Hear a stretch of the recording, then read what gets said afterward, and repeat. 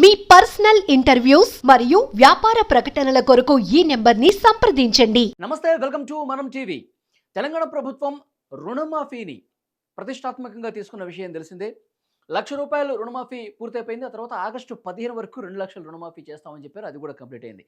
రుణమాఫీ ప్రక్రియ ₹2,00,000 వరకు ప్రక్రియ పూర్తయిన తర్వాత కూడా చాలామంది మాకు రుణమాఫీ కాలేదు అని చెప్పి ఆందోళన చేస్తున్న విషయం మనకు కనిపిస్తోంది. ఇటు ₹1,00,000 రుణమాఫీ చేసిన సందర్భంగా కూడా కొంతమందికి రుణాలు మాఫీ కాలేదు. ఆగస్టు 15 వరకు ₹2,00,000 రుణమాఫీ చేసిన సందర్భంలో కూడా మరికొంతమంది రుణమాఫీ కానటువంటి రైతులు మిగిలిపోయారు. సో వాళ్ళందరూ కూడా ఆందోళన కనిపిస్తోంది. బ్యాంకులకు వెళ్తున్నారు. మా రుణాలు ఎందుకు మాఫీ కాలేదు అని అడుగుతున్నారు.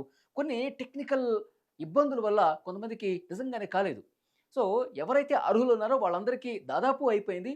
సో టెక్నికల్ రీజన్స్ వల్ల కొంతమందికి కాని పరిస్థితి కనిపిస్తుంది. ఈ నేపథ్యంలోనే అర్హులై ఉండి ఏదైనా సాంకేతిక ఇబ్బందుల వల్ల వాళ్ళకి రుణమాఫీ కాకపోతే సో వాళ్ళకి న్యాయంగా అర్హత ఉంది కాబట్టి వాళ్ళకి రుణమాఫీ చేయాల్సిన అవసరం ఉందని ప్రభుత్వం భావించింది. ఈ నేపథ్యంలోనే రైతులకు గుడ్ న్యూస్ చెప్పింది తెలంగాణ ప్రభుత్వం. ఒక యాప్ తీసుకొస్తోంది. రైతు భరోసా పంట రుణమాఫీ పేరుతో ఒక యాప్ని తీసుకొస్తోంది.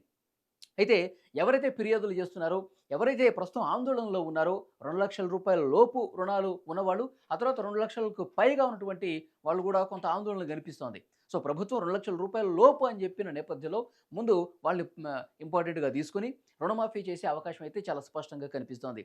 ముఖ్యంగా ఈ యాప్కు సంబంధించిన ఇన్ఫర్మేషన్ ఏంటంటే ఎవరైతే ఆందోళనలో ఉన్నారో, ఎవరైతే రుణాలు మాఫీ కాలేదో సో వాళ్ళ ఇళ్లకు నేరుగా ఈ యాప్ని తీసుకుని నోడల్ అధికారులు, స్థానికంగా ఉన్నటువంటి అధికారులు ఆయా ఇళ్ళకి వెళతారు. ఆ రైతులు ఇంటికి వెళ్ళి వాళ్ళ యొక్క ఆధార్ కార్డ్‌ని, అలాగే వాళ్ళ యొక్క బ్యాంక్ అకౌంట్‌ని, వాళ్ళు రుణాలు ఎప్పుడు తీసుకున్నారు, సో ఎంతవరకు కట్టారు, ఇంకెంత బాకీ ఉంది, సో ప్రభుత్వ నిబంధనల మేరకు ఉన్నాయా, అవన్నీ పూర్తి స్థాయిలో కింది స్థాయి అధికారులే వాళ్ళ ఇళ్ళకెళ్ళి ఒకసారి చెక్ చేసుకునే అవకాశం కనిపిస్తుంది. సో పూర్తి స్థాయిలో ఆ రైతుల నుంచి ఇన్ఫర్మేషన్ కూడా తీసుకొని ఒక ధృవీకరణ పత్రాన్ని కూడా సో వాళ్ళ దగ్గర తీసుకుంటారు. వాళ్ళ సెల్ఫీ కూడా తీసుకుంటారు.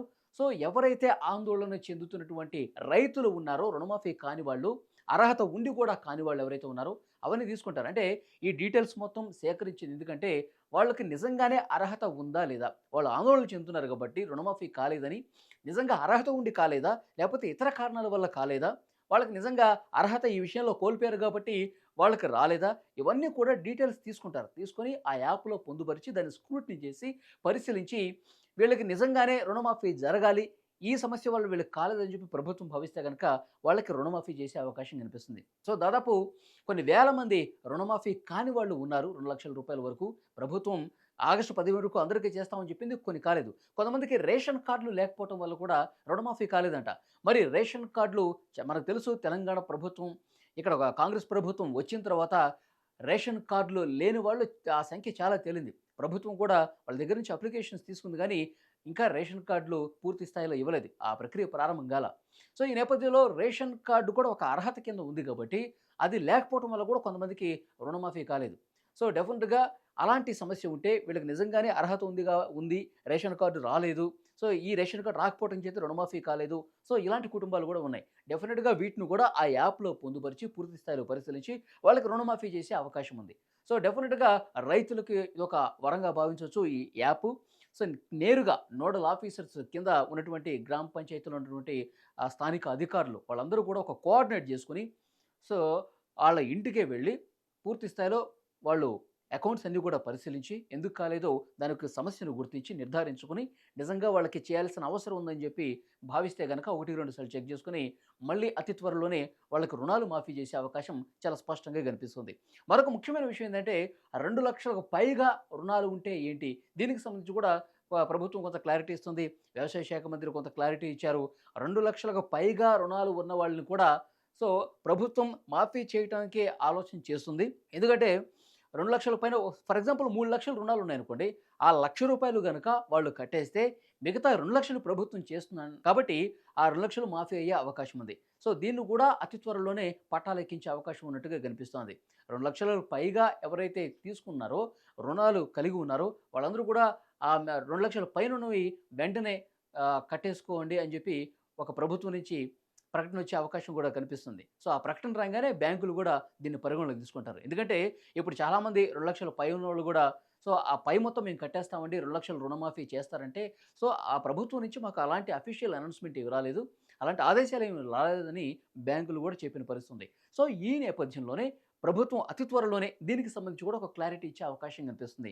మీరది కట్టుకోండి ఈ టైమ్ బౌండ్ లోపు, మీరది కట్టేసుకుంటే మిగతా 2,00,000 ప్రభుత్వం మాఫీ చేస్తుందని చెప్పి దీన్ని కూడా ఒక విడతల వారీగా చేసే అవకాశం ఉన్నట్టు కనిపిస్తుంది. సో రైతులకి ఇదొక గుడ్ న్యూస్ అని చెప్పాలి. ఎందుకంటే ఒక యాప్ తీసుకొస్తున్నారు. ఎవరైతే ఫిర్యాదులు చేస్తున్నారో మా రుణాలు ఇంకా మాఫీ కాలేదు, 2,00,000 రూపాయల లోపే ఉన్నాయి, కానీ కాలేదు, ఏంటో సమస్య అని చెప్పి బ్యాంకుల దగ్గరికి వెళ్తా ఉన్నారు కాబట్టి వాళ్ళలో ఒక ఆందోళన ఉంది కాబట్టి ప్రభుత్వం క్లారిటీ ఇచ్చింది. ఒక యాప్ తీసుకొస్తుంది. ఆ యాప్‌లో వాళ్ళు ఫిర్యాదు చేస్తే గనక ఆఫీసర్లు నేరుగా ఇంటికే వచ్చి కింది స్థాయిలో అధికారులందరూ కూడా ఇటు వ్యవసాయ శాఖ నుంచి కావచ్చు, ఇటు పంచాయతీలో ఉన్నట్టు కావచ్చు, సో బ్యాంకర్లకు సంబంధించి కూడా క్షేత్రస్థాయిలో పనిచేసేటువంటి అధికారులు వీళ్ళందరూ కూడా కోఆర్డినేట్ చేసుకొని రుణమాఫీ కాని వాళ్ళ ఇంటికి వెళ్ళి వాళ్ళే క్షేత్రస్థాయిలో పూర్తిగా వాళ్ళ డాక్యుమెంట్స్ పరిశీలించి అర్హత ఉంటే గనక రోజుల వ్యవధిలోనే వాళ్ళ రుణాలను ప్రభుత్వం మాఫీ చేసేందుకు చర్యలు చేపట్టింది. దానికోసమే ఈ యాప్ తీసుకొచ్చారు.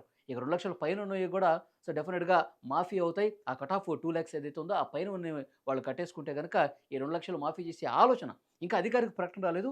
2,00,000 పైనున్న రుణాలకు సంబంధించి అతి త్వరలోనే ఈ నిర్ణయం కూడా ప్రభుత్వం సైడ్ నుంచి వచ్చే అవకాశం కనిపిస్తోంది.